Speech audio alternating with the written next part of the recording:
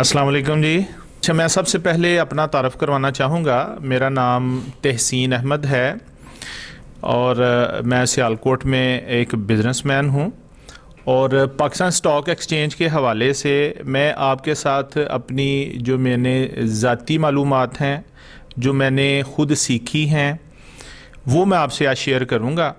और इसका मकसद यही है कि मैं आप दोस्तों को ये बताऊँ कि ये एक ऐसा सोर्स ऑफ इनकम है कि जो आप ऑलरेडी बिज़नेस कर रहे हैं वो आप करते जाएं। लेकिन जैसे कि हर बंदा ये जानता है कि हमें साथ में एक साइड बिज़नेस होना चाहिए, अनदर सोर्स ऑफ इनकम। तो पाकिस्तान स्टॉक एक्सचेंज उस हवाले से हमारे लिए ऐसा सोर्स जनरेट करती है कि अगर हम इसको बड़ा प्लानिंग से, तरीके से, डिटर्मिनेशन के साथ, रिसर्च वर्क के साथ हम करें तो हम इसमें से बड़े अच्छे पैसे कमा सकते हैं। लेकिन बदकिस्मती ये है कि मैंने जिससे भी पूछा है पाकिस्तान स्टॉक एक्सचेंज के बारे में तो उसने बड़े नेगेटिव कमेंट किए हैं। अब मैंने जब मज़ीद उस बात को स्टडी किया है तो ये समझ आई है कि उन्होंने जो उनके अंदर कमी थी वो ये थी कि उन्होंने प्रॉपर रिसर्च नहीं की, प्रॉपर फॉलोअप नहीं किया और अपनी जितना भी उनकी इन्वेस्टमेंट थी उसको उन्होंने ब्लाइंडली इन्वेस्ट कर दिया किसी के कहने पे। उनकी पर्सनल उसमें कोई वर्किंग नहीं थी, कोई रिसर्च वर्क नहीं था। तो मैं ख़ुद भी कुछ साल पहले मैंने पाकिस्तान स्टॉक एक्सचेंज में अकाउंट खुलवाया एक ब्रोकरेज कंपनी के साथ और मैंने ट्रेडिंग शुरू की। लेकिन मैंने बड़ी जल्दी ये समझ लिया कि इसमें एक शॉर्ट टर्म है, एक लॉन्ग टर्म है और एक डे ट्रेडिंग है। ये तीन डिफरेंट चीज़ें हैं। कुछ मैंने ये सीखा। फिर ये ऐसा वक्त आया पाकिस्तान स्टॉक एक्सचेंज पे कि बदकिस्मती से स्टॉक एक्सचेंज उस टाइम पे उन चंद सालों में बड़ी नीचे रही तो मैं भी उधर से क्विट कर गया। लेकिन अब दोबारा पाकिस्तान स्टॉक एक्सचेंज में मैं एज ए इन्वेस्टर चंद महीनों से एक्टिव हूँ। मैंने ख़ुद भी अपने पैसे इसमें इन्वेस्ट किए हुए हैं और मैं ये चाहता हूँ कि आप दोस्त भी अगर कोई सोर्स तलाश कर रहे हैं तो आप इसको भी स्टडी करें। ये एक ऐसा काम है कि अगर आप इसको समझदारी से करें तो इंशाल्लाह आप इसको बड़ी कामयाबी से कर सकते हैं। उसके लिए क्या क्या आपको चाहिए, ये आज का जो ट्रेनिंग सेशन है वो इसी हवाले से है कि आपको किस जगह पे मेहनत करने की ज़रूरत है, किस चीज़ को समझने की ज़रूरत है। तो आज का जो ट्रेनिंग सेशन है वो इसी हवाले से है। मैं किसी कंपनी का नुमाइंदा नहीं हूँ, मैं ये बता दूँ। ये मैं ज़ाती हैसियत में कर रहा हूँ, अपने पर्सनल एक्सपीरियंसेस आपके साथ शेयर करूँगा।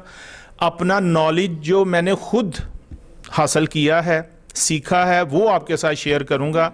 मैंने कभी इस टॉपिक पे कोई ट्रेनिंग सेशन कभी भी अटेंड नहीं किया। ठीक है जी, ये मेरी एक पर्सनल वर्किंग है, पर्सनल रिसर्च है जो मैं आपके साथ शेयर करने जा रहा हूँ। सबसे पहले मैं इंट्रोडक्शन करवाना चाहूँगा पाकिस्तान स्टॉक एक्सचेंज का। पाकिस्तान स्टॉक एक्सचेंज 1947 में कराची स्टॉक एक्सचेंज के नाम से स्टार्ट हुई। फिर उसके बाद लाहौर स्टॉक एक्सचेंज भी आ गई, इस्लामाबाद स्टॉक एक्सचेंज भी आ गई और फिर 2012 में गवर्नमेंट ऑफ पाकिस्तान ने इन तीनों स्टॉक एक्सचेंजेस को इकट्ठा किया और उसका नाम इन्होंने पाकिस्तान स्टॉक एक्सचेंज के नाम से रख दिया। तो अब पूरे पाकिस्तान में एक मरकज़ी एक ही स्टॉक एक्सचेंज है जिसको पाकिस्तान स्टॉक एक्सचेंज कहा जाता है। ठीक है जी। अच्छा, प्राइमरी फंक्शन हमें पता होना चाहिए कि पाकिस्तान स्टॉक एक्सचेंज बेसिकली है क्या। ये बेसिकली गवर्नमेंट का एक ऐसा इदारा है कि जिसके ऊपर गवर्नमेंट की भी निगरानी है और वो इधर जितनी भी कंपनीज़ हैं जो यहाँ पे इन्वेस्टमेंट इकट्ठी करने के लिए अपने आप को रजिस्टर करवाती हैं। और वो कैसे रजिस्टर करवाती हैं, उसके लिए जो 20 करोड़ रुपए का पेड अप कैपिटल होना चाहिए। जो कंपनी यहाँ पे रजिस्टर करवाना चाहती है नॉर्मल एक्सचेंज पे वो 20 करोड़ से स्टार्ट करेगी और अगर एक जेम बोर्ड उसको कहते हैं, वो छोटे पैमाने पे, छोटे लेवल पे है, उसके लिए तकरीबन 2.5 करोड़ रुपए का वो पेड अप कैपिटल उसका होगा तो वो इधर रजिस्ट्रेशन करवा सकते हैं। और इसका मकसद ये होता है कि वो अपने शेयर्स को ऑफर करते हैं पब्लिक को टू रेज मनी। उनका जो प्राइमरी फंक्शन है यहाँ पे कंपनीज का वो ये है कि वो अपनी कंपनी के इन्वेस्टमेंट प्लान्स वो शेयर करते हैं पब्लिक के साथ, और अगर पब्लिक इंटरेस्टेड हो जाए, वो ये समझ ले कि ये एक अच्छी कंपनी है, ये ग्रो करेगी, तो लोग उन शेयर्स को ख़रीदना शुरू कर देते हैं इस उम्मीद पे कि ये शेयर्स बढ़ेंगे, कल को ग्रो करेंगे। इब्तदाई तौर पे अमूमन 10 रुपये का वो शेयर जो है, जब कंपनी एनलिस्ट होती है 10 रुपये का वो शेयर ऑफर करती है। अब आप रिसर्च करें तो बाज़ ऐसी कंपनीज हैं जिनका 7,500 रुपये का भी इस टाइम पे शेयर मौजूद है, बाज़ कंपनीज हैं 20,000 रुपये से ज़्यादा भी है, बाज़ कंपनीज हैं 5,000 रुपये का एक शेयर है इस टाइम पे, 100 रुपये का भी है, 5 रुपये का भी है, 1 रुपये का भी है। लेकिन फर्स्ट टाइम जब उन्होंने यहाँ पे अपने आप को रजिस्टर करवाया तो उसकी प्राइस उन्होंने रखी 10 रुपये। अब जिन्होंने 10 रुपये का वो शेयर इस उम्मीद पे ख़रीदा कि ये बड़ी अच्छी कंपनी है, इसकी मैनेजमेंट बड़ी स्ट्रांग है, ये इन्होंने जो लाइन ऑफ बिजनेस पकड़ा है ये कल को ग्रो करेगा, तो लोगों ने वो शेयर्स ख़रीदना शुरू कर दिए। वो 10 रुपये का कंपनी ने ऑफ़र किया, किसी ने, पाकिस्तान स्टॉक एक्सचेंज को आप नीलामगर भी कह सकते हैं कि वहाँ पे कंपनीज अपने शेयर्स ऑफ़र करती हैं और वहाँ पे उन शेयर्स की बोलियाँ लगती हैं। वो 10 रुपये का शेयर कोई ऑफ़र लगा देता है, जी मैं 12 रुपये का ख़रीदने को तैयार हूँ, कोई बोली लगा देता है मैं 15 रुपये का ख़रीदने को तैयार हूँ, और वो इस उम्मीद पे ख़रीदते हैं कि कल को ये शेयर मैंने 15 रुपये का आज ख़रीदा है तो कल को ये 18 रुपये का होगा, 20 रुपये का होगा, 25 रुपये का होगा। ठीक है जी, कंपनी को फ़ायदा हो गया, उसको पैसा आ गया पब्लिक की तरफ से, उसके शेयर्स की कीमत बढ़नी शुरू हो गई, उसका पेड अप कैपिटल बढ़ना शुरू हो गया, उसके पास पैसे आने शुरू हो गए जिससे वो अपने बिजनेस को ग्रो करेगा। हमें क्या फ़ायदा है कि हमने वो शेयर 10 रुपये का ख़रीदा, आज वो कल 15 रुपये का हो गया, परसों 20 रुपये का हो गया। अब मेरे पास ये ऑप्शन है कि या तो मैं उस शेयर को 10 रुपये वाले को 15 रुपये का बेच दूँ, 12 रुपये का बेच दूँ, या इंतज़ार करूँ कि जब ये 30 रुपये का होगा मैं तब बेचूँगा।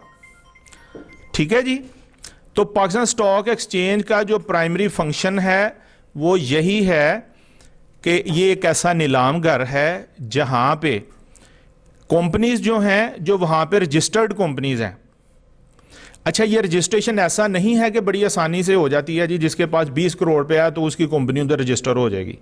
ये बड़े सख्त रूल्स एंड रेगुलेशंस हैं, बहुत सख्त क्राइटेरिया है, उसको मीटअप करना है आपने कंपनी ने, और उसके बाद वो हर 3 माह के बाद अपनी फाइनेंशियल रिपोर्ट्स जारी करते हैं पब्लिक को। अगर कोई कंपनी हर 3 माह के बाद वो फाइनेंशियल रिपोर्ट्स जनरेट नहीं करती तो उस कंपनी को ब्लॉक कर दिया जाता है, ब्लैक लिस्ट कर दिया जाता है। तो इसके ऊपर बड़ा सख्त किस्म का चेक एंड बैलेंस है। ऑडिटेड रिपोर्ट्स होती हैं, वो ऐसी हवाई रिपोर्ट्स नहीं हैं, वो रिपोर्ट्स पब्लिक को शेयर की जाती हैं और उसको वेबसाइट पे डाला जाता है। वो वेबसाइट जो है वो पाकिस्तान स्टॉक एक्सचेंज की भी वेबसाइट से आप देख सकते हैं, और कुछ प्राइवेट कंपनीज हैं उनकी वेबसाइट पे भी वो फाइनेंशियल रिपोर्ट्स आपको मिल जाएंगी। ठीक है जी, तो प्राइमरी फंक्शन आपको समझ आ गया है इस हवाले से। ओके, इसमें बिजनेस करने के लिए सबसे पहले आपको एक ब्रोकरेज कंपनी की ज़रूरत पड़ेगी। ठीक है जी, क्योंकि पाकिस्तान स्टॉक एक्सचेंज का ऑफिस तो कराची में है, हम यहाँ सियालकोट में बैठे हैं, बराह रास्त हम उधर अकाउंट नहीं खुलवा सकते। हमें कोई एजेंट चाहिए, कोई ऐसी कंपनी चाहिए जो मिडल मैन का किरदार अदा करती है। तो वो कंपनी कोई भी हो सकती है, बेशुमार कंपनीज हैं, उनको आप इंटरनेट पे सर्च कर सकते हैं। Brokerage company in your city आप लिखें, in our city in Sialkot, कोई ना कोई लिस्ट पे आ जाएगा, उसका एड्रेस आ जाएगा, फ़ोन नंबर आ जाएगा। आप उस कंपनी से रब्ता करेंगे तो एक स्टैंडर्ड तरीकाकार है जिसके मुताबिक आप उस कंपनी से रब्ता जब करते हैं तो वो आपसे कुछ डॉक्यूमेंट्स मांगते हैं, कुछ प्रूफ मांगते हैं। क्योंकि ये मैंने बताया है कि जैसे कंपनीज के लिए बड़े सख्त रूल्स एंड रेगुलेशंस हैं, ये जो इन्वेस्टर्स हैं ना, उनके लिए भी ये बड़े मसाइल हैं कि वो अपनी गवर्नमेंट ये चाहती है कि लीगल मनी आप इधर इन्वेस्ट करें, आप एक फिजिकल आपकी अपेयरेंस हो, आप मौजूद हो, कोई डमी नाम से जो है ना वो उधर फेक अकाउंट्स ना खुल रहे हों। तो गवर्नमेंट क्या कहती है, वो कहती है कि आप फॉर्म फिल करें, अपना आईडी कार्ड की कॉपी दें, अपनी जो आपके नाम पे सिम रजिस्टर्ड है सेल फोन की वो नंबर आप दें, एक ईमेल आईडी आप दें, उसके साथ आप अपना एड्रेस बताएं, सोर्स ऑफ इनकम बताएं उनको। ये सारी चीज़ें वो जमा करेगा आपका ब्रोकर, आपका एजेंट, और वो उसको आपके बिहाफ पे आगे फॉरवर्ड करेगा पाकिस्तान स्टॉक एक्सचेंज में। उधर से वो वेरिफिकेशन का प्रोसेस होगा। आप अपने नाम से एक पर्सनल बैंक अकाउंट भी उसके साथ बताएंगे कि जी ये फलां बैंक अकाउंट है जो आपके नाम पे होना चाहिए। वो आपका बैंक अकाउंट आपके अकाउंट के साथ जो है ना, जो ब्रोकरेज कंपनी के साथ आपका अकाउंट होगा उसको लिंक कर दिया जाता है। फिर उसी के थ्रू सारे पैसे आते हैं या जाते हैं। यानी आप जो इन्वेस्टमेंट करते हैं वो सबसे पहले आप पैसे अपने बैंक अकाउंट में डालेंगे और वो ब्रोकरेज कंपनी आपके बिहाफ पे जो है ना वो आगे एजेंट का किरदार अदा करते हुए, या आप उनको भी रिक्वेस्ट कर सकते हैं वो आपके बिहाफ पे शेयर्स खरीदें, या आप सॉफ्टवेयर के थ्रू खुद भी सेल और परचेज कर सकते हैं। ठीक है जी, यहां तक समझ आ गई? ओके। ये सबसे अहम चीज़ है जो मैं चाहता हूं कि ये यहाँ पे मेरे दोस्त बैठे हैं उनको ये समझ होनी चाहिए कि ये इतना आसान काम नहीं है। सबसे पहले तो आप अगर कानों के कच्चे हैं, जो आपको कोई किस्सा कहानी सुनाए आप उस पर यकीन करने वाले हैं, तो पॉसिबल है कि आप इधर फेल हो जाएं।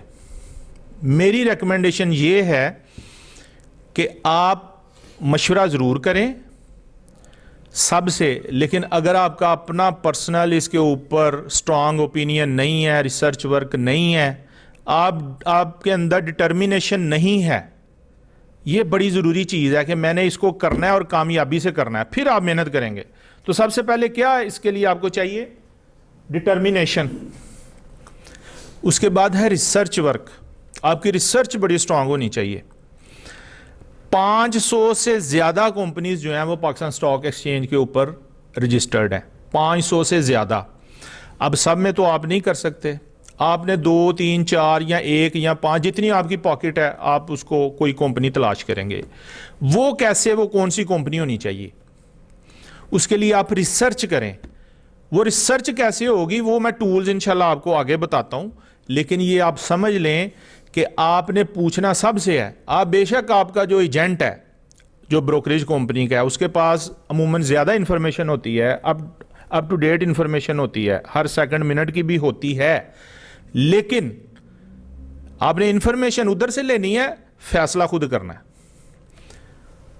डिसीजन मेकिंग आपकी अपनी होनी चाहिए, क्योंकि जो प्रॉफिट या लॉस होना है वो आपका होना है, किसी और का नहीं होना। जो दर्द आपको खुद अपने पैसे की है वो किसी और को नहीं होगी। हो सकता है वो तजर्बा कर ले आपके साथ, या उसके अपने को पर्सनल मोटिव्स हों। इसलिए आप ये आदत डालनी है कि आपने खुद सारा रिसर्च वर्क करना है। वो कैसे करना है वो मैं आगे बताऊंगा। डिसीजन मेकर आपको होना चाहिए। अगर आप डिसीजन मेकिंग नहीं कर सकते तो प्लीज आप इसमें ना आए। नेक्स्ट पॉइंट है जी, अडेप्टेबिलिटी होती है कि सिचुएशन के मुताबिक अपने आप को डालना। यानी ऐसा नहीं है कि आपने आज फैसला कर लिया मैं फलां कंपनी के लेने हैं तो अब मैंने ये ले लिए हैं, अब मैंने ये बेचने नहीं है, चाहे कुछ भी हो जाए। मार्केट अप डाउन ट्रेंड पकड़ती है।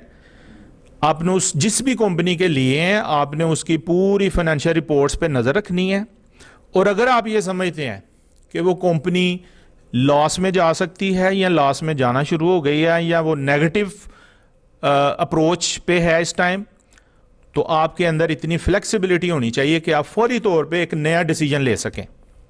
ठीक है जी, ये बड़ा ज़रूरी है। उसके बाद है जी patience, patience, patience. This is the key, this is the key. अगर आपके अंदर पेशेंस नहीं है, ये आप पैसा ख्वाब अगर देख रहे हैं तो छोड़ दें प्लीज़, कि मैंने आज शेयर ले लिए हैं 5 लाख रुपए के, तो ये अगले महीने 10 लाख रुपए के हो जाएंगे। मैं आपको अपनी एक पर्सनल रिसर्च आपके साथ शेयर करना चाहता हूं, वो आपकी मर्जी है, आप उसको कर लें। अगर आपके पास 20 लाख रुपया है ना आपका अपना, तो आप उसको उसके पोर्शन बनाएं। मैं आपको सजेस्ट करना चाहता हूं, बाकी मर्जी है आपकी। वो 20 लाख रुपए आप में से 10 लाख रुपए आप सॉलिड इन्वेस्टमेंट करें, सॉलिड एसेट्स लें। वो प्रॉपर्टी भी हो सकती है, ठीक है जी, वो कोई भी ऐसी सॉलिड इन्वेस्टमेंट हो सकती है। बाकी जो 10 लाख रुपया बच गया ना, आप उसमें से 6 लाख रुपया या 7 लाख रुपया, यानी 50% तो आपने सॉलिड इन्वेस्टमेंट कर दी सॉलिड एसेट में, फिक्स्ड एसेट में, और बाकी 50% में से आप 30 या 35% आप पाकिस्तान स्टॉक एक्सचेंज में लगाएं, और 10 से 15 या 20% आपके पास हर हाल में कैश इन हैंड रखा करें। ये इसको अपनी हैबिट बनाएं प्लीज़, ठीक है जी। आपके पास कैश इन हैंड भी होना चाहिए, क्योंकि बाज़ का ऐसा होता है आपने प्रॉपर्टी ले ली है, वो अब बिक नहीं रही, सारे पैसे उधर आपने लगा दिए हैं, फिर क्या करेंगे आप? या आपने सारे पैसे पाकिस्तान स्टॉक एक्सचेंज में लगा दिए हैं, खुदा ना खास्ता मार्केट ने डिप पकड़ लिया है, क्योंकि ये उतार चढ़ाव इसका हिस्सा है। तो इसमें ऐसे पैसे इन्वेस्ट करें जिसकी आपको फौरी ज़रूरत नहीं है। मैं अक्सर कहता हूँ आप ये समझें कि ये ऐसे पैसे हैं कि जो मेरे गुम हो गए हैं 1 साल के लिए, 2 साल के लिए, 6 माह के लिए भी। यानी आप ऐसा सोचना, ऐसा ख्वाब देखना छोड़ दें कि मैंने आज शेयर्स लिए हैं तो ये 2 माह के बाद डबल हो जाएंगे। प्लीज़, वो डबल हो भी सकते हैं, लेकिन आपने ज़हनी तौर पे तैयार रहना। दूसरा, कभी किसी से उधार लेके पैसा इन्वेस्ट नहीं करना, अपनी नींद कभी हराम नहीं करनी। आप रोटियां 2 खा रहे हैं, 4 खा रहे हैं, 6 खा रहे हैं, वो आपने गुर्बत में भी उतनी खानी है और अमीर होकर भी उतनी ही खानी है। तो अपनी जान को आपने अजाब में नहीं डालना, बड़ा रिलैक्स रह के आपने इसमें अपने पैसे इन्वेस्ट करने हैं, ठीक है जी। जब पैसे इन्वेस्ट कर लेने हैं तो फिर हौसला भी करना है, ठीक है जी। अब वो कौन सी कंपनीज हैं, ये रिसर्च वर्क है, वो इंशाल्लाह, ये जैसे कि मैंने आपको बताया कि 500 से ज़्यादा कंपनीज हैं। अब उनमें से हर कंपनी में तो आप नहीं कर सकते, उसके साथ 35 से ज़्यादा, 35 से ज़्यादा सेक्टर्स हैं, जिसमें ऑयल एंड गैस है, सीमेंट है, रियल एस्टेट है, बैंक्स हैं, फूड है, इस तरह के बेशुमार सेक्टर्स हैं, ठीक है जी। म्यूचुअल फंड्स हैं, मतलब 35 से ज़्यादा सेक्टर्स हैं। आपने हर सेक्टर को नहीं वर्किंग भी करनी, इतना भी नहीं टाइम फालतू कि हम 35 सेक्टर्स को या 500 कंपनीज को स्टडी करना शुरू कर दें, ठीक है जी। मैं आपको आखिर पे बताऊंगा, रिकमेंड करूंगा, मर्जी आपकी अपनी है, क्योंकि पैसे आपके जाने हैं, प्रॉफिट भी आपका, लॉस भी आपका, फैसला आपने खुद करना है। मैं जस्ट आपको एक टिप दूंगा, गाइड करूंगा। अच्छा, इसके साथ ये है कि आप कंपनीज की फाइनेंशियल रिपोर्ट्स स्टडी किया करें। उसके साथ मैं कुछ ऐसे टूल्स आज आपको रिकमेंड करूंगा जो मैं खुद भी यूज करता हूं, ठीक है जी। सबसे पहला जो बेसिक टूल है वो है पाकिस्तान स्टॉक एक्सचेंज की अपनी वेबसाइट।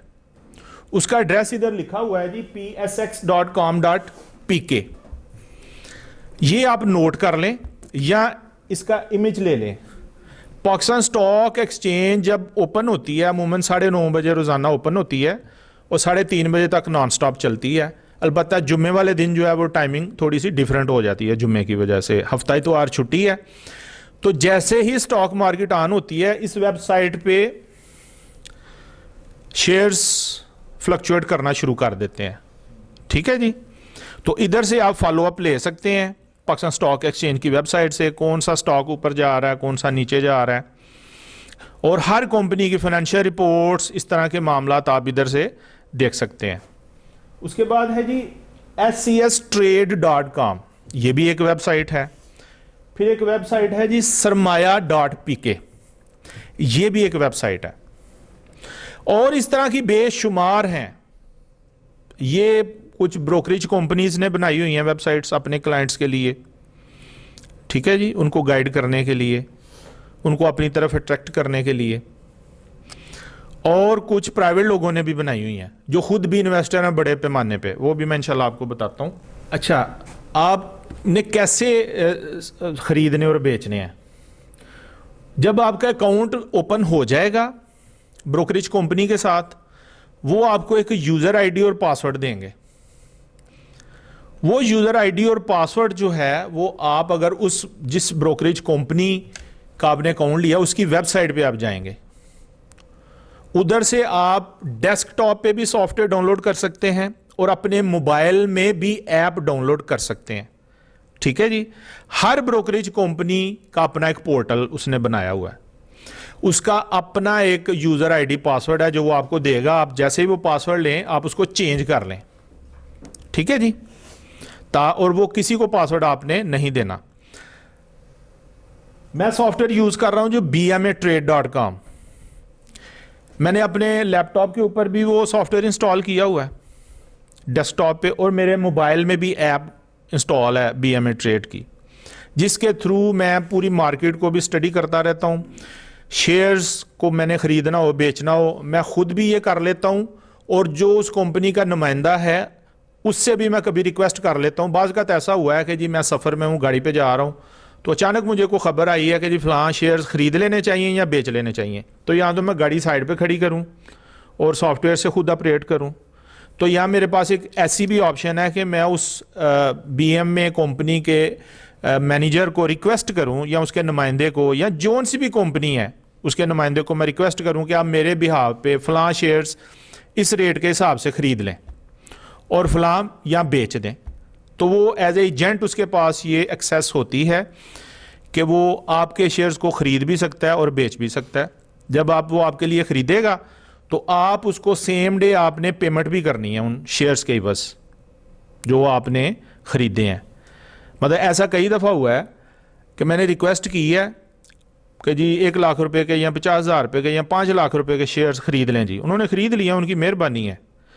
मैंने उनके नाम का एक चेक काटा है या ऑनलाइन मैंने ट्रांसफ़र किया, उस कंपनी के अकाउंट में मैंने पैसे ट्रांसफ़र कर दिए सेम डे बैंक टाइम में, और स्क्रीनशॉट व्हाट्सएप कर दिया कि जी ये जो मैंने आपसे एंट्री करवाई थी ये उसका प्रूफ है कि मैंने उसके अगेंस्ट आपकी कंपनी के अकाउंट में पैसे डाल दिए हैं। वो मैं अपने पर्सनल अकाउंट, कौन से अकाउंट से करूंगा ट्रांजैक्शन, जो उस कंपनी के पास अकाउंट रजिस्टर्ड है। ऐसा नहीं है कि मैं उस नुमाइंदे को कैश दे जाऊं, वो कैश नहीं लेगा आपसे, ये गवर्नमेंट की तरफ से पाबंदी है।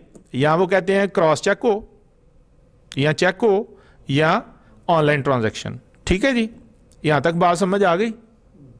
तो इसमें अकाउंट जो बता रहे हैं जी जी, जो इनके पास हमने रजिस्टर करवाया हुआ है वही चलेगा या किसी और अकाउंट से भी ट्रांसफर कर सकते हैं? कैश तो नहीं ना इन दैट केस? जी मतलब एक मेरा अकाउंट है जो इनके पास रजिस्टर्ड है अकाउंट, जी जी यहाँ से मैंने जी जी ट्रांसफर करने जी हैं जी पैसे, जी जी मुझे उसी से करना पड़ेगा? जी जी, उसी से करेंगे या आप, मैं किसी और से? उसी से ही करेंगे, उसी से करेंगे आप। वो आपके लिए भी सिक्योरिटी है। इसमें आप कर सकते हैं लेकिन वो आपका अपना अकाउंट होना चाहिए। जी, जैसे यहाँ पे आपने मिजान बैंक का दिया है, अच्छा हो ना आपके पास HBL के, लेकिन होना वो आपका चाहिए। टाइटल आपका अपना। इवन कि अगर आपके पास कोई फॉर्म में आपका कोई बिजनेस अकाउंट है उसमें से भी आप ट्रांसफर नहीं कर ठीक सकते। है।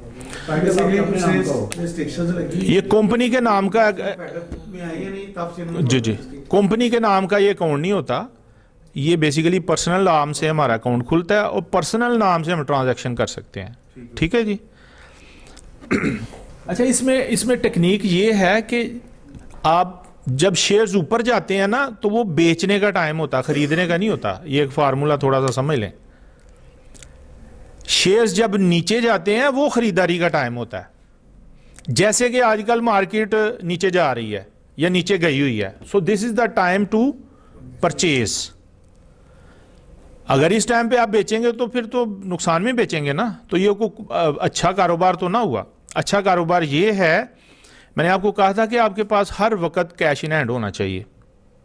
वो इसलिए कहा था कि जब मार्केट नीचे जाती है वो खरीदने का टाइम है, और जब ऊपर जाएगी, यानी एक शेयर अगर 100 रुपये का था वो अगर 80 रुपये का हो गया तो वो बेचने का टाइम है या खरीदने का? खरीदने का टाइम है। ठीक है जी। तो शेयर तब खरीदें जब वो नीचे जा रहा हो या नीचे गया हो। ये स्ट्रेटेजी आपने बनानी है। तब नहीं खरीदना जब वो ऊपर चला गया हो या ऊपर। अच्छा, इसमें भी मैं आपको मजीद थोड़ा सा क्राइटेरिया इसका बताऊंगा कि वो कैसे आपने डिटरमिन करना है कि ठीक है बेशक ऊपर जा रहा है लेकिन चले मैं फिर भी ले लेता हूं, लेकिन उस सूरत में रिस्क बढ़ जाता है, आपके पैसे ब्लॉक हो जाएंगे, क्योंकि कोई पता नहीं कब लोग बेचना शुरू करते हैं। ठीक है जी। तो this is the time to purchase, to invest in the market, क्योंकि इस टाइम पे मार्केट डाउन है। और इससे परेशान भी नहीं होना जी मार्केट क्यों डाउन है जी, वो भाई लोग कारोबार कर रहे हैं, जो उन्होंने खरीदा था वो बेचना भी तो है ना, बेचेंगे तो घर पैसे लेके जाएंगे ना। तो जब ये याद रखें, मैं आपको थ्योरी बता दूं, जब कोई बंदा इधर से पैसे कमा लेता है ना, तो वो मार्केट को छोड़ के नहीं जाता, वो अगली दफ़ा और पैसे लेके आंदा है मार्केट से। ये याद रखें, अगर किसी बंदे ने इस मार्केट से 5 लाख रुपया कमा लिया है तो वो छोड़ के नहीं जाएगा मार्केट। वो ये कर सकता है कि 5 लाख रुपया घर ले जाए, लेकिन जो उसके पैसे हैं वो फिर लगा देगा मार्केट में। पॉसिबल है कोई नए शेयर खरीद ले या इंतज़ार करे वो पैसे कैश इन हैंड रख के कि यही शेयर जब दोबारा नीचे जाएगा तो मैं इसको खरीद लूँगा। ठीक है जी। उसके बाद है जी best time to buy and sell the shares. Market trend को फॉलो किया करें, जिद नहीं लगानी मार्केट के साथ। या तो आपको 100% या 99% आपको बड़ा यकीन है कि जो शेयर आपने लिया हुआ है इसने ग्रो करना है, बेशक मार्केट नीचे जा रही है, फिर तो ठीक है, लेकिन इसमें भी रिस्क बहुत बढ़ जाता है। तो बेस्ट एडवाइस यही है कि आप मार्केट के ट्रेंड को फॉलो किया करें। ठीक है जी। अच्छा, जब आप सॉफ्टवेयर के थ्रू आप शेयर खरीदते हैं या बेचते हैं तो उसमें एक ऑप्शन है स्टॉप लॉस की। ये सॉफ्टवेयर में एक बड़ी ज़बरदस्त ऑप्शन है कि फ़र्ज़ करें कि आपका शेयर उस टाइम पे 100 रुपये का है, आपने लिया था 80 रुपये का। अब आपके पास 2 ऑप्शंस हैं, ये तवज्जो से बात समझने वाली है कि या तो आप इंतज़ार करें कि ये 110 रुपये का हो जाए तो फिर आप बेचें, तो आप क्या करें, आप 90 रुपये का स्टॉप लॉस लगा लें। यानी वो सॉफ्टवेयर में आप एक कमांड लगा देंगे कि ये शेयर जो इस टाइम 100 रुपये का है उधर स्टॉप लॉस लगा दें 90 रुपये का, कि खुदा ना खास्ता इसकी प्राइस नीचे आनी शुरू हुई तो जैसे ही 90 रुपये का हो वो ऑटोमेटिकली आपका शेयर बिक जाए। तो अपने प्रॉफिट को बचाने के लिए या अपनी इन्वेस्टमेंट को बचाने के लिए ये स्टॉप लॉस आपने लाजमी इस्तेमाल करना है। ठीक है जी। उसके बाद है जी बेस्ट स्ट्रेटजी। मैं अपना पर्सनल एक्सपीरियंस मेरा ये है कि अवॉइड डे ट्रेडिंग। देखें, या तो आपका यही कारोबार है ना, आपको और कोई काम नहीं है, 9:30 बजे आप बैठ जाते हैं और 3:30 बजे तक आप आंखें जमा के बैठे हैं, तो ये हम नहीं कर सकते, हमारे और भी कारोबार हैं। तो अपने आप को टेंशन से बचाने के लिए आप डे ट्रेडिंग से अवॉइड करें, आप मीडियम टर्म इन्वेस्टमेंट किया करें या लॉन्ग टर्म इन्वेस्टमेंट किया करें, या एक टारगेट रख के कि जी मेरा शेयर जैसे 20% ग्रो करे प्राइस, मैं इसको बेच देना, 50% ग्रो करे मैंने इसको बेच देना, 15% ग्रो करे मैंने बेच देना, 10% ग्रो करे मैंने बेच देना। तो ये स्ट्रेटजी आपको बनानी पड़ेगी। ठीक है जी। अच्छा, इसकी स्ट्रेटजी एक ये है, मैं अब सॉफ्टवेयर की तरफ आता हूं। जैसे कि मैंने बताया था कि इसमें कुछ टूल्स होते हैं, आप उन टूल्स को यूज़ किया करें। सबसे बेसिक जो मैंने आपको बताया था, पाकिस्तान स्टॉक एक्सचेंज की एक अपनी वेबसाइट है, उस वेबसाइट पे आप जाएं, आप देखें कि इधर सारी इंफॉर्मेशन मौजूद है। इसके अंदर आप देखें 1,10,322 इंडेक्स पे खड़ा है इस टाइम पे मार्केट, और ये जब लास्ट टाइम स्टॉप हुई है 21 पॉइंट प्लस थी ये उससे पिछले दिन के मुकाबले में। ठीक है जी। ग्रीन का मतलब है प्लस गई है और रेड का मतलब है माइनस गई है। ये देखें आप प्लीज, पाकिस्तान स्टॉक एक्सचेंज का इंडेक्स आप चेक करें, ये पिछले 1 माह में ये नीचे गई है, लेकिन पिछले 1 साल में आप देखें, ये ग्राफ आप देख रहे हैं, ये मार्केट ऊपर गई है। कितनी? आजकल तो नीचे आ गई है ना, तकरीबन को 72% ग्रो किया इसने 1 साल में। 72% किसी एक शेयर ने नहीं किया, पूरी मार्केट ने किया, मजमूई तौर पे 72% ग्रो किया है। और बाद ऐसे शेयर्स भी हैं जिन्होंने 300% ग्रो किया है, 400% पिछले 1 साल में, वो भी मैं आपसे डिस्कस करूंगा। तो ये बताने का मकसद ये है कि this is the best time to invest in Pakistan stock exchange. वो क्यों, उसका मैं आपको एक और बता देता हूं। जब से पाकिस्तान बना है ना, तकरीबन 3.5 लाख इन्वेस्टर था जो रजिस्टर्ड था पाकिस्तान स्टॉक एक्सचेंज के साथ। पिछले 6 माह में नए 60,000 इन्वेस्टर ने इसको ज्वाइन किया। 6 माह में 60,000 से ज़्यादा इन्वेस्टर ने, नए इन्वेस्टर ने इसको ज्वाइन किया। अब लोगों का ट्रेंड इस तरफ चल पड़ा है, तो आप अगर इस टाइम पे, और प्रिडिक्शन ये है कि ये इंशाल्लाह बहुत ग्रो करेगी, अभी इसमें बहुत पोटेंशियल है, उसकी काफ़ी वजूहत हैं, डॉलर रेट के वाले से भी है, कुछ और मामलात हैं। अच्छा, ये भी एक क्वेश्चन कोई कर सकता है कि जी आजकल क्यों नीचे जा रही है स्टॉक एक्सचेंज। ठीक है जी, मैं अपनी पर्सनल आपके साथ शेयर कर देता हूं, मर्जी आपकी है। दिसंबर में जो सेकंड हाफ था, बड़े बड़े इदारों ने, म्यूचुअल फंड्स ने, बैंक्स ने जो हैवी इन्वेस्टमेंट्स की हुई थी, उन्होंने उनको बेच के प्रॉफिट कमाया, तो मार्केट ऑटोमेटिकली नीचे गई, क्योंकि उन्होंने जब बेचा तो उनका इन्वेस्टमेंट निकल गई, मार्केट ऑटोमेटिकली नीचे आ गई। उन्होंने बांटना था अपने इन्वेस्टर्स के अंदर, अपने क्लाइंट्स के अंदर मुनाफा। उसके बाद एक चल पड़ा जी खान साहब का फैसला आना है, वो पता नहीं क्या आना है, मार्केट उधर भी फंस गई आके। अब वो थोड़ी सिचुएशन क्लियर हुई है, तो ट्रंप साहब जो है ना, वो जिस दिन से सीट पे बैठे हैं ना, पूरी दुनिया की मार्केट्स क्रैश हैं। अमेरिका की अपनी क्रैश है, एशियाई मार्केट्स क्रैश हैं, उसमें पाकिस्तान भी शामिल है, क्योंकि यहाँ पे रोज यूट्यूबर्स नया शोशा छोड़ देते हैं, ट्रंप साहब ने कॉल करनी है तो पाकिस्तान में सारा कुछ चेंज हो जाना है। तो जो देखें आपने और मैंने तो इन्वेस्ट करना होगा 5 लाख, 10 लाख, 20,000, 30 लाख। जो हैवी इन्वेस्टर्स हैं उन्होंने खरबों रुपया इन्वेस्ट करना होता है, वो बिला वजह रिस्क नहीं लेते, वो बड़ी कैलकुलेटेड रिस्क लेते हैं। तो अभी वो चूंकि ये सिचुएशन चल रही है, इसलिए मार्केट थोड़ी सी आजकल ड्रॉप हो चुकी है, लेकिन this is the time to purchase. मेरी ओपिनियन है, मर्जी आपकी अपनी है। ये मैंने आपके सामने खाका पेश किया है पिछले 1 साल का, ठीक है जी, ये आपने देख लिया है, ये शो कर रहा है। अच्छा, 6 माह का भी देख लेते हैं जी, ये देखें 6 माह में भी इसने बहुत ग्रो किया है। So this is the time. अब नीचे आप आए, market performance, top active stocks. सबसे ज्यादा जिन कंपनीज के शेयर्स का कारोबार हुआ है वो इनकी लिस्ट आ गई है, ये 10 कंपनीज की लिस्ट है। और आगे है जी टॉप एडवांसर्स, जिन कंपनियों ने की प्राइस ऊपर गई है उनकी भी टॉप 10 कंपनी। ये किस दिन की मैं बात बता रहा हूं आपको, जुमे वाला दिन की, ठीक है जी, ये जुमे वाले दिन का डाटा सारा। और टॉप डिक्लाइनर्स, जिनकी प्राइस डिक्लाइन की है जुमे वाले दिन, 10 टॉप कंपनीज की भी लिस्ट आ गई है। अब मैं आपको एक पर्सनल ओपिनियन देने लगा हूं, एक टिप देने लगा हूं, आप प्लीज उसको नोट कर लें। ये याद रखें, आपने हमेशा उस कंपनी में इन्वेस्ट करना है जिसके शेयर्स बहुत ज्यादा तादाद में लोग खरीदते हैं या बेचते हैं। आपने ये नहीं देखना कि ये इसकी प्राइस बहुत हाई है ये मैं ले लूं, या इसकी प्राइस बहुत नीचे है ये मैं ले लूं। ये क्राइटेरिया ना बनाएं प्लीज।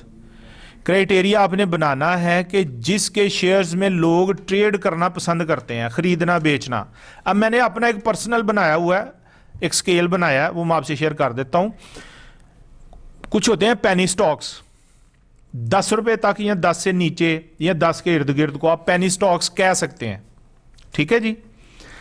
वो अगर उस स्टॉक में आपने बिल्कुल इन्वेस्ट नहीं करना, अगर वो रोजाना 1 करोड़ से कम उसके शेयर खरीदे या बेचे जाते हैं, मिनिमम 1 करोड़ आपको बता रहा हूं, उसमें आपने बिल्कुल इन्वेस्ट नहीं करना। और जो हैवी वेट्स हैं, जो महंगे हैं, बेशक 500 रुपए का, 200 रुपए का, 100 रुपए का, 50 रुपए का, उसका मेरा पर्सनल ओपिनियन है वो 30 लाख शेयर से कम अगर खरीदा या बेचा जा रहा हो मार्केट में पर डे, आपने उधर भी इन्वेस्ट नहीं करना, ठीक है जी। कुछ ऐसे स्टॉक्स हैं कि जिनकी प्राइस इस टाइम पे 7,500 रुपया, नेस्ले का तकरीबन 7,500 रुपये का है आज, लेकिन वो रोजाना बिकता है 500, 200, 250। तो मेरी ओपिनियन है कि उसको ना आप करें। पीछे ऐसे शेयर्स भी हैं, ये जैसे 1.5 रुपए का एक शेयर है WTL, ये देखें टॉप एक्टिव स्टॉक, 1.5 रुपए का शेयर है, इसमें वॉल्यूम बहुत ज्यादा है, सबसे ज्यादा इसी का होता है रोजाना, लेकिन आपने इधर भी नहीं करना। हालांकि तहसीन साहब तो कह रहे हैं इसका वॉल्यूम बहुत ज्यादा है, लेकिन भाई आपने फाइनेंशियल रिपोर्ट्स भी चेक करनी है कि ये कंपनी प्रॉफिट में भी जा रही है कि नहीं, ये डिविडेंड भी देती है कि नहीं अपने शेयर होल्डर्स में। यानी सिर्फ एक चीज को नहीं पकड़ना आपने, ये इसका काम है, ये कि आपने कौन सा टॉप शेयर पकड़ना है जो हर लिहाज से वो मैच कर रहा हो क्राइटेरिया के साथ, सिर्फ उधर इन्वेस्ट करना है। ये मैं टिप्स आपको दे रहा हूं जो मैंने किसी से नहीं सीखी, खुद सीखी हैं। ठीक है जी। अच्छा और भी इसमें काफ़ी कुछ है बताने के लिए, लेकिन चूंकि और भी काफ़ी डाटा है हमारे पास, उसको भी हम डिस्कस कर लेते हैं। अच्छा, उसके बाद एक बड़ी ज़बरदस्त वेबसाइट है, मैं अमूमन इसको करता हूँ, ये है जी सरमाया.pk। ठीक है जी, सरमाया.pk ये वेबसाइट है, ये इसका होम पेज है जी, सरमाया.pk। ये देखें, ये लड़के सॉफ्टवेयर इंजीनियर थे ये जिन्होंने वेबसाइट बनाई है। ये सॉफ्टवेयर डेवलप करने लगे किसी के लिए, तो इन्होंने कहा यार ये तो काम ही बड़ा मज़ेदार है स्टॉक एक्सचेंज, हम तो टाइम ज़ाया कर रहे हैं। अब ये खुद इन्वेस्टर बन गए हुए हैं, लोगों को ट्रेनिंग्स दे रहे हैं। और पता है ये आप तो माशाल्लाह फ्री ले रहे हैं ट्रेनिंग, ये पता है ये कितने की ट्रेनिंग देते हैं, और बातें वही बताते हैं जो मैं आपको बता रहा हूं। क्यों जी हसन साहब, पता क्या लेते हैं आप, ये देख लें, $800, $600, और ये जितनी इंफॉर्मेशन मैं आपको दे रहा हूं ना, ये इतनी ही आपको इन्होंने देनी है। ठीक है जी, थोड़ी थोड़ी करके आपको वो देंगे इंफॉर्मेशन, आप कहेंगे वाह वाह बल्ले बल्ले, लेकिन $600 आप उधर दे देंगे। ये बेच रहे हैं, सॉफ्टवेयर बेच रहे हैं, क्योंकि लोग इधर आ रहे हैं और ख़ुद भी इन्होंने बहुत ज़्यादा पैसे इन्वेस्ट किए हुए हैं। खैर, अब आ जाते हैं जी हमारे पास क्या क्राइटेरिया होना चाहिए। जो मैं यूज़ करता हूँ वो मैं कुछ टिप्स आपको दे देता हूँ।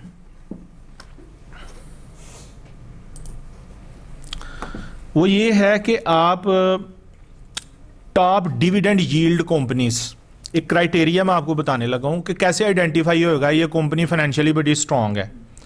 अगर वो मुनाफा अपने शेयर होल्डर्स में बांटती है तो ये एक निशानी है, एक बड़ी निशानी है कि ये कंपनी फाइनेंशियली बड़ी स्ट्रांग है और ग्रो कर रही है और मुनाफा बांट रही है, क्योंकि हर कंपनी मुनाफा नहीं बांटती। ठीक है जी, एक निशानी ये हो गई।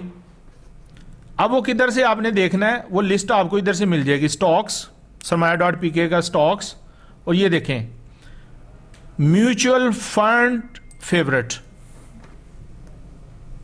इस ऑप्शन पे आप क्लिक करें, ये देखें ओजीडीसी टॉप पे आ गया जी। इसमें 87 बड़ी म्यूचुअल फंड्स ने इसमें इन्वेस्टमेंट की हुई है।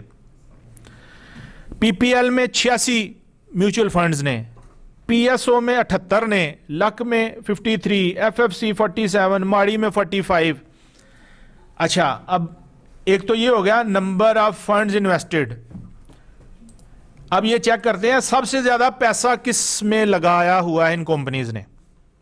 पीएसओ में, ये आप ये फिगर पढ़ नहीं सकते, मुझे मेरी उतनी खरब से आगे मुझे नहीं आता, ये खरबों के हिसाब से पैसा सिर्फ पीएसओ में इन्वेस्ट है म्यूचुअल फंड्स का।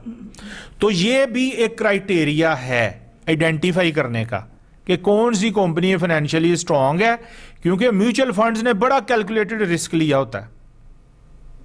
जिनको यकीन होता है कि ये कंपनी ग्रो करेगी तब वो करते हैं, या ये मुनाफा देगी तब वो करते हैं। ठीक है जी, इधर से भी आप इसको चेक कर सकते हैं। उसके बाद है जी टॉप डिविडेंड यील्ड स्टॉक्स, ये एक मैंने आपको बताया जो कंपनियां मुनाफा देती हैं।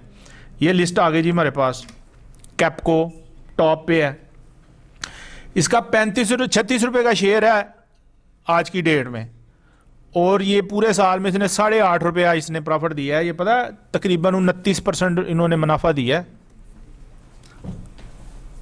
ठीक है जी, उसके बाद आ जाए बैंक ऑफ पंजाब BOP, 9.5 रुपये का शेयर है इस टाइम, लेकिन 1 रुपया, 9.5 रुपये का शेयर है, 1 रुपया इन्होंने प्रॉफिट दिया है।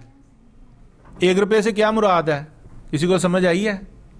एक शेयर का 1 रुपया, एक शेयर का अगर आपने 1 लाख शेयर लिया हुआ है ना, 9.5 लाख रुपए का 1 लाख शेयर मिल गया, तो आपको सिर्फ डिविडेंड जो है ना वो 1 लाख रुपया वो दे रहे हैं। नहीं यार सालाना, अल्लाह दे बंदे। अच्छा, बाज़ कंपनी से हर 3 माह के बाद देती हैं, बाज़ कंपनी हर 6 माह के बाद। ये इधर जो वो बता रहे हैं ना एवरेज, जो पूरे साल की है। पूरे साल में 8.5 रुपये, पूरे साल में 1 रुपया। ठीक है जी। ये कंपनी है जी माड़ी, इन्होंने 134 रुपये जब लास्ट टाइम दिया था ना, इस अब तो दिए ही नहीं है इन्होंने किसी वजह से, वो भी लोग परेशान ना हो, वो मुझे पता है। उन्होंने मजीद जगह पे इन्वेस्टमेंट्स की हैं, इसलिए उन्होंने जो अपना मुनाफा बांटा ही नहीं है वो मजीद इन्वेस्ट कर दिया है नई फील्ड्स में। बहरहाल चलें, क्योंकि मैं किसी कंपनी का नुमाइंदा नहीं हूं, इसलिए मैं ज़्यादा कमेंट नहीं करना चाहता इस पर। एक ये क्राइटेरिया आ गया। एक है जी लार्ज कैपिटल स्टॉक्स, यानी वो कंपनीज जिनका पेड अप कैपिटल बहुत ज़्यादा है। ओजीडीसी टॉप पे है जी, 853 अरब रुपए का इनका पेड अप कैपिटल है। उसके बाद माड़ी है जी, 666 अरब रुपए का इनका इस टाइम पे। ये सिर्फ महीना डेढ़ पहले 1000 अरब क्रॉस कर गए थे, लेकिन अब किसी वजह से डिक्लाइन आया। खैर,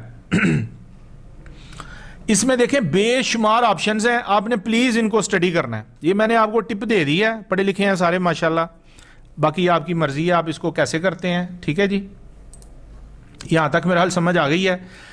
अवॉइड टू मच टेम्पटेशन, बहुत ज्यादा लालच से आपने अवॉइड करना है। लालच मरवाता है बंदे को। अगर तो आप नॉर्मल इन्वेस्टमेंट कर रहे हैं तो 10 या 20% मिल गया ना, अगर आप रिस्क नहीं लेना चाहते तो इतने प्रॉफिट पे भी आप शेयर्स बेच सकते हैं। ये मेरी रिकमेंडेशन है, 20%, 25%, 30%। लेकिन अगर आप हाई रिस्क लेना चाहते हैं, उसमें फिर जितना प्रॉफिट की रेशो बढ़ेगी वो और रिस्क भी बढ़ता जाएगा। ठीक है जी। List of best sectors, this is the point. देखिए, मैंने आपको बताया कि 35 से ज्यादा जो है वो सेक्टर्स हैं, 35 से ज्यादा। तो क्या आप हर सेक्टर पे आप मेहनत करेंगे? ये मैंने कुछ आइडेंटिफाई किए हैं, इसका नंबर ऊपर नीचे हो सकता है, हर बंदे की अपनी चॉइस है। कोई कहेगा नहीं जी फर्टिलाइजर को टॉप पे होना चाहिए था। तो भाई ये मैंने एक लिस्ट बनाई है, रैंडम लिस्ट बनाई है। मैं जो वर्किंग करता हूं वो है जी ऑयल एंड गैस सेक्टर में, उस कंपनीज में। दूसरे नंबर पे है फर्टिलाइजर्स, यूरिया खाद जो कंपनीज बनाती हैं। Commercial banks, cement companies, automobile assemblers, pharmaceuticals, technology and communication. ये कुछ सेक्टर्स मैंने आइडेंटिफाई किए हैं। आपकी मर्जी, आप फूड में भी कर सकते हैं, उसमें भी बड़े बड़े अच्छे ब्रांड्स हैं, उसमें कोई पाबंदी नहीं है। ये मैं जस्ट आपको एक बता रहा हूँ कि यार आपने अगर मेहनत करनी है तो इधर से स्टार्ट लें। बाद में जब आप समझते हैं कि माशाल्लाह मेरा अपना रिसर्च बहुत ज़्यादा हो गया, तो आप फिर उसको खुद भी डिसीजन लें। हाँ जी, अब है जी क्वेश्चन आंसर सेशन। ये जितनी भी हमने ट्रेनिंग की है, इस हवाले से किसी बात की आपको समझ नहीं आई तो आप सवाल कर सकते हैं। यूजुअली जो कंपनी के जो शेयर की वैल्यू है वो ट्रेड से ऊपर नीचे होती है, या कंपनी की जो है वो जो कंपनी काम करती है, अच्छे काम करती है, या प्रॉफिट ज्यादा गेन कर लिया उससे ऊपर नीचे होती है, यानी नेचुरली वो बढ़ेगी या उसको आर्टिफिशियल? जब लोग उस किसी भी कंपनी के शेयर को बहुत ज्यादा खरीदना शुरू कर देंगे ना, तो नेचुरली वो प्राइस खुद ब खुद ऊपर चली जाएगी, क्योंकि वो नीलाम कर रहा है, वो बोली लग रही है। एक शेयर जो 10 रुपए का था, एक बंदे ने बोली लगाई 12 रुपए, दूसरे ने लगा दी 13 रुपए, चौथे ने लगा दी 13.5 रुपए, तो प्राइस तो ऊपर जानी शुरू हो जाएगी नेचुरली। वो 8,500 रुपये भी जाएगी, 2,000 रुपये पे भी जाएगी, 500 रुपये पे भी जाएगी। तो जितने ज्यादा बायर्स होंगे, उसमें इन्वेस्टर जितने ज्यादा होंगे ना, उतनी प्राइस आई जाएगी। जब वो बिकना शुरू हो जाएगा ना कि बेचने वाले ज्यादा हैं, खरीदने वाले कम हैं, तो फिर क्या होगा? प्राइस नीचे जानी शुरू हो जाएगी। ये साइन हो जी प्लीज। जी प्लीज जी ओके। ये मैं इनका तारुफ करवा देता हूँ। ये मेरे दोस्त हैं जी। मैंने आपको बताया था कि आप किसी भी ब्रोकरेज कंपनी में अकाउंट खुलवा सकते हैं। मैंने अकाउंट खुलवाया हुआ है जी, BMA कैपिटल लिमिटेड है, उस कंपनी में, ब्रोकरेज कंपनी है। ये उनके सियालकोट में नुमाइंदे हैं। तो मैंने जब सोशल मीडिया पे पोस्ट डाली तो इन्होंने उसको पढ़ा, फिर उन्होंने व्हाट्सएप ग्रुप भी ज्वाइन किया और इधर इन्होंने अपनी मार्केटिंग शुरू कर दी। तो ये मुझे कोई इतराज़ नहीं है, ये आपको इन्फॉर्मेशन भी देंगे और ये आपको गाइड भी करेंगे। आप इनसे मिलके आपकी अपनी चॉइस है, मालूमात ले सकते हैं, अकाउंट कैसे खुलवाना है, अकाउंट भी खुलवा सकते हैं और मज़ीद। जी सर। इसमें अभी आपने जो क्वेश्चन किया है ना कि किस तरह उसकी प्राइस डिटरमिन होती है, इसमें बेसिकली कॉन्सेप्ट ये होता है कि जैसे जस्ट हम किसी भी एक कंपनी की बात कर लेते हैं जिससे हमारी है, जिनकी अभी उन्होंने नसीर साहब ने बात की है, उसमें इन्वेस्टर का जो होता है ना माइंड, एक तो उसमें शॉर्ट टर्म लोग काम कर रहे हैं जो उन्होंने बात की है। बेसिक इसमें ये होता है कि जो सॉलिड इन्वेस्टर होता है ना मार्केट में, वो ये देखते हैं कि यार इसकी पॉलिसीज क्या है। जैसे कि अभी इस क्वार्टर में इसने अपनी इन्वेस्टर्स को डिविडेंड नहीं दिया कि उसने पैसा की और इन्वेस्ट कर लिया। अब जो बाद इन्वेस्टर ये सोचते हैं कि इसने अभी मुझे डिविडेंड नहीं दिया, तो इसने जो पैसा है तो मैं अगर ये 550 रुपये का भी ये शेयर है, तो जब ये इसमें अभी मैं टाइम में इन्वेस्टमेंट कर देगा तो इसमें अभी मैं खरीद लेता हूँ। 6 माह बाद जब इसका ये प्रोजेक्ट इसमें पैसा लगाया, जब इसने अर्निंग करनी है ना, तो इसका पे आउट जब इसने अगर नेट सी 20 रुपये डिविडेंड नहीं दिया तब पॉसिबल ये 40 रुपये दे दे, इसकी प्राइस अभी 5.5 रुपये 7 तक जा सकती है। कुछ लोग इस माइंड बेस में जो है ना वो प्राइस में इंटरेस्ट लेना करते हैं, और उसमें बाइंग अपॉर्चुनिटी बढ़ती है, इंटरेस्ट बढ़ता है तो प्राइस ऊपर फ्लक्चुएट करती जाती है। बेसिकली इसमें ये मैकेनिज्म होता है कि कोई भी इन्वेस्टर ये देखता है कि कंपनी ने आने वाले दिनों में ग्रो करना है, इसकी वर्थ क्या है, वो अभी जो बात कर रहे हैं ना कि आप पहले उसके ऊपर सर्च करें, स्टडी करें, ये चीज़ है क्या, ठीक है ना, इसमें चीज़ में ये किसमें इसका बिजनेस क्या है, नेचर ऑफ उसकी बिजनेस क्या है, कि ऊपर जाना है नहीं जाना, डिक्लाइनिंग है क्या, उसके मुताबिक भी लोग इन्वेस्ट करते हैं ये कंपनी बेस्ट है, इसलिए आने वाले दिन में ऊपर जाना है। फिर वो सरमायाकार का वहाँ पे ट्रस्ट बनता है, उसकी वो बाइंग अप आती है, उसकी प्राइस ऊपर जाएगी जाती है। बेसिकली ये मैकेनिज्म होता है। इसमें वो मैं देख रहा था, वो कहते हैं इसमें एक पीई रेशो होती है शायद, हाँ जी। वो आप देखें क्योंकि यूजुअली इस तरह भी होता है, जो बड़ा इन्वेस्टर होता है वो आर्टिफिशियली उसको ऊपर लेके जा रहा होता है, तो ये भी ज़रूरी होता है पीई रेशो भी देखना। बिल्कुल, मैंने आपको वेबसाइट पे बताया है कि उसमें बहुत ज़्यादा हेड्स हैं, ये आपने खुद उनको स्टडी करना है। ठीक है जी। अच्छा, मैं थोड़ा सा बता दूं कि मेरी आदत है कि मैं इन्फॉर्मेशन अगर मेरे पास आए तो मैं उसको छुपाता नहीं हूँ। ये नेचुरल एबिलिटी कह लें, नुक्स कह लें, डिफेक्ट कह लें, मैं उसको आगे शेयर करता हूँ, जो हमारा कल्चर नहीं है। मैं कभी कभी सोशल मीडिया पे डाल देता हूँ कि यार ये फ़लाँ जगह आप फ़लाँ फील्ड को स्टडी करें, सीखें, तो मेरा ज़ाती इसमें कोई इंटरेस्ट नहीं है। मैं उधर कभी कभी मजमून डालता हूँ तो मुझे दोस्त फ़ोन करना शुरू कर देते हैं कि तहसीन साहब यार हमें बताएं हम कौन से शेयर लें। तो चूँकि मैंने तो बीच में कोई चस्का तो लगाना नहीं है, तो मैं उनको फिर ये कहता हूँ कि यार मैं ऐसा करता हूँ, आपके लिए एक ट्रेनिंग सेशन अरेंज कर देता हूँ, आपको बेसिक्स मैं डिलीवर कर देता हूँ, आप उधर आएँ, आप बेसिक्स सीख लें मुझसे और ख़ुद मेहनत करें और ख़ुद डिसाइड करें। खुदा ना आसा कल को कोई शेयर नीचे चला जाता है तो बंदा कहे तहसीन साहब उसी में ना ज़्यादती कर दी है। बल्कि मैं इतना अवॉइड करता हूँ। फिर भी चंद दिन पहले मेरा छोटा भाई मेरे पास आ गया, कहता यार तुसी वो फलाने बंदे दे मैसेज का जवाब नहीं दे रहे कि किहड़े, वो पुछदा पिया किहड़े शेयर लैने ने ते तुसी जवाब नहीं देंदे। मैं कहा यार उन्होंने कहा किसी को भेज दे, आप ही तो बाहर बैठा दा तो किसी को भेजे, वो ट्रेनिंग सैशन अटेंड कर ले। ये बेसिकली इस नीयत से मैंने ट्रेनिंग सैशन करवाया है कि इधर जितने भी दोस्त बैठेंगे, अगर आप में से किसी एक को भी समझ आ जाएगी ना और वो पैसे कमाना शुरू कर देगा, तो मेरी रिक्वेस्ट सिर्फ यही है वो भी आगे लोगों को सिखाए। ये सदका जारिया होता है, इस तरह के छोटे छोटे नेकी के काम किया करें।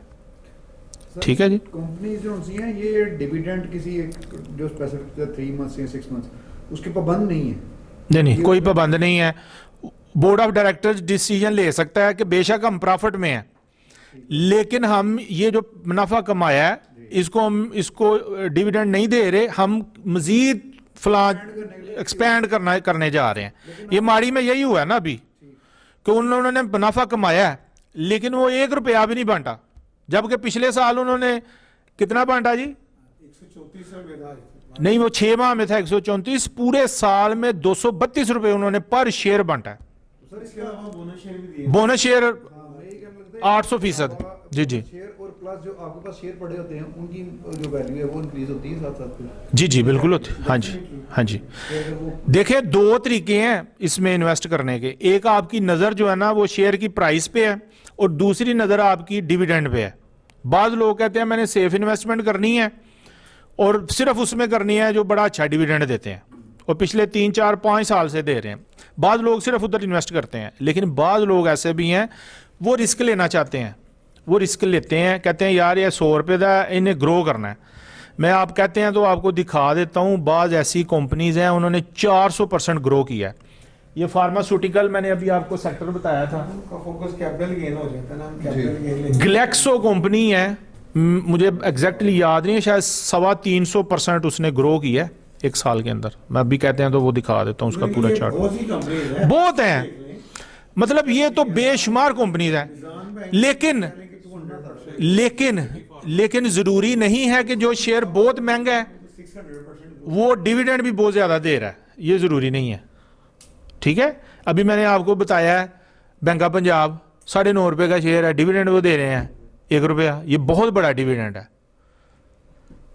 यानी 9.5 लाख रुपए इन्वेस्ट करके आप हर साल 1 लाख रुपया तो ये ले रहे हैं।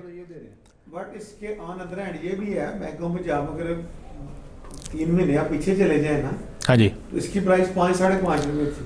वो भी ग्रो किया उसने, मतलब वो 100% ग्रो किया है। उधर से ये 100%। मेरा याद है कि नवंबर में मेरे एक इन्वेस्टर ने मुझे पूछा कि यार अभी भी है मार्केट में जा में।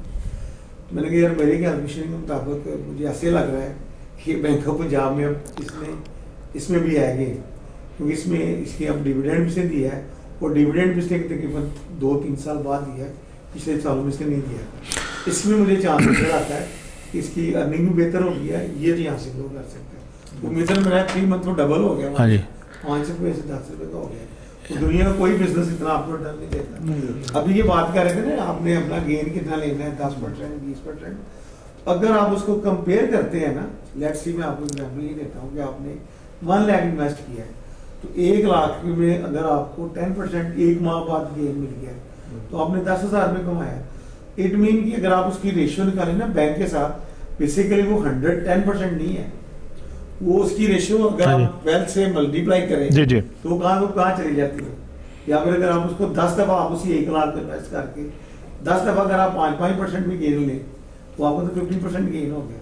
इतना रिटर्न आपको किसी भी इन्वेस्टमेंट में नहीं मिलता।